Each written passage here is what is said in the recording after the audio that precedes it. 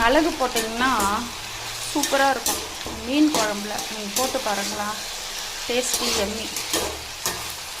இது போட்டு நல்லா வதக்கிட்டு இதோ மீன், இது பேர் தெரியல என்ன மீன். அக்கா அம்மாவை இது என்ன மீனுன்னு கேளுங்க. என்ன மீன் இதுன்னு எனக்கு தெரியலப்பா. இது இதோ முட்டை செஞ்சுட்டாங்க பாருங்கள் அந்த அக்காவுக்கு, மீன் முட்டை. எப்படி இருக்கும்னு எனக்கு தெரியாது, நான் சாப்பிட்டு பார்த்ததில்ல. சாப்பிட்டு பார்த்தவங்க எப்படி இருக்கும்னு எனக்கு கமெண்ட்டில் சொல்லுங்கள். என்னக்கா மீன்?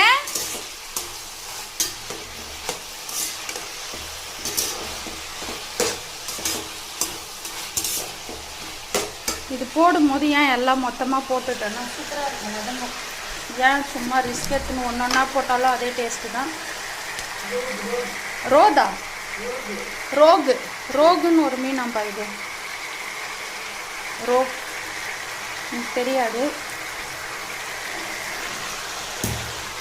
போட்டு வதக்கிட்டு உங்களுக்கு குழம்பு வைக்கிறேன், அவ்வளோதான். இதுக்கு மேலே மிளகாத்தூள் லைட்டாக இறக்கும் போது வந்து ஒரு கொஞ்சமாக வெல்லம் போட்டு இறக்குனா டேஸ்ட்டாக இருக்கும்னு சொல்லுவாங்க. அதை ட்ரை பண்ணி பாருங்கள். ஒரு இது பார்த்து நல்லா சிம்மில் தான்.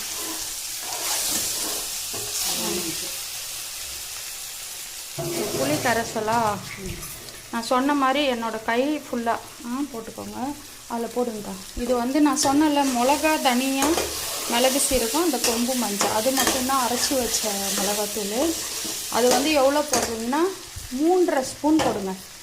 அதாவது 1 கிலோ மீனுக்கு வந்து 3.5லேருந்து 4, ரொம்ப காரம் ஆகிடும். அப்புறமா 3 போடுங்கக்கா, 3 போடுங்க. இதோ 1 2 3 போதும். திட்டம் பார்த்துட்டு ஒரு 1/2 ஸ்பூன் போட்டுக்கலாம், கூட குறைய. காரம் கரெக்டாக இருக்கும். இதோ 1 கிலோ மீனுக்கு 3 வெங்காயம், குட்டி குட்டியாக இருந்தால் 4 தக்காளி, பெருசாக இருந்தால் 3 தக்காளி, பூண்டு 2, அப்புறம் வந்து புளி கரைசல். நான் சொன்ன மாதிரி ஒரு கை ஃபுல்லாக இப்படி பிடிச்சா வரும்ல, அந்த மாதிரி. அதுதான் திட்டம். மீன் குழம்பு தெரியாதவங்க இதை பாருங்கள், வைக்க தெரியாதவங்க. இவ்வளோ கரெக்டாக அளவு சொல்கிறேன், அதை பார்த்து நீங்கள் வச்சிங்கன்னா நல்லாயிருக்கும் டேஸ்ட்டு.